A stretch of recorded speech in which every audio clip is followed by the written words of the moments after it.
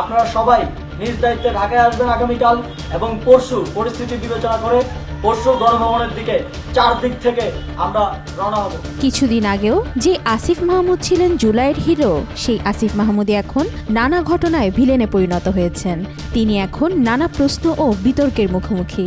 যার নেতৃত্বগুণ ও জুলাই আন্দোলনের অবদান নিয়ে কেউ প্রশ্ন তুলতেন না, এখন তার নামে উঠে আসছে নানা অভিযোগ। এই প্রেক্ষাপটেই সামাজিক যোগাযোগ মাধ্যমে বিস্ফোরক পোস্ট দিয়েছেন নিউ ইয়র্ক প্রবাসী বাংলাদেশি তরুণী ফাতেমা নাজনীন প্রিসিলা।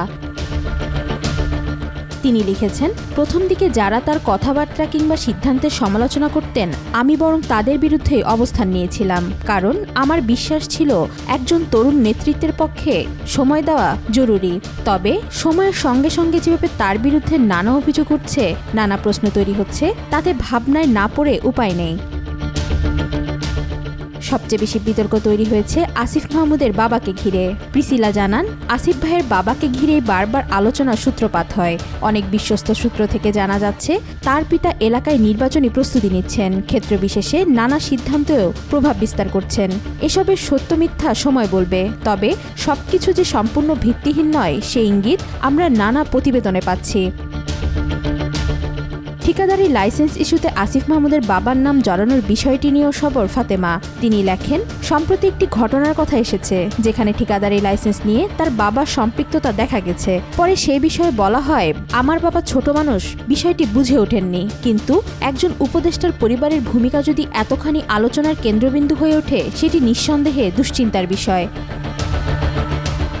তিনি আরও স্মরণ করিয়ে দেন পিএস ইস্যুটি। শুরুতে বলা হয়েছিল তিনি চুরি করেননি, পড়াশোনার জন্য অবসর নিয়েছেন। পরে বের হয় তার সঙ্গে জড়িত আছে শত কোটি টাকার লেনদেন। এসব বিতর্ক একটির পর একটি জমে যাচ্ছে এবং একসময় তা আস্থার জায়গাকে প্রশ্নবিদ্ধ করে তোলে। প্রিসিলা বলেন, ক্ষমতা থাকলে সমালোচনা আসবেই, বিরোধিতা থাকবেই, কিন্তু অনেক বিতর্ক এড়ানো যায় যদি সময় মতো স্বচ্ছলতা নিশ্চিত করা হয়। আপনি যেখানে একটি ম্যাগাজিন নিয়ে অভিযুক্ত হয়েছেন, সেখানে শেখ হাসিনার পকেটে ছিল পুরো রাষ্ট্রতন্ত্র, প্রশাসন, সেনাবাহিনী, পুলিশ, র্যাব, নৌ ও বিমান বাহিনী। সেই আপার চেয়ার আজ আপনাদের। সেই বাস্তবতায় অতিরিক্ত সতর্কতাই এখন আপনাদের জন্য সবচেয়ে বড় রাজনৈতিক অস্ত্র হতে পারে। পোস্টে প্রিসিলা প্রশ্ন ছুড়ে দেন, যদি এখন ক্ষমতার অবস্থানে থেকেও এত অভিযোগ ওঠে, তবে ভবিষ্যতে যখন সেই ক্ষমতা থাকবে না, তখন বাবা ছেলের কি পরিণতি হতে পারে। সর্বশেষ তিনি সতর্ক করে বলেন, সমালোচনা মানেই বিদ্বেষ নয়, প্রশ্ন তোলা মানেই শত্রুতা নয়।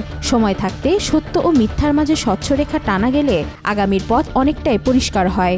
আশা করি আসিফ ভাই সময়ের চাহিদা বুঝে সেই দায়ভার গ্রহণ করবেন। ওয়াহিদা পারভিন, আজকাল।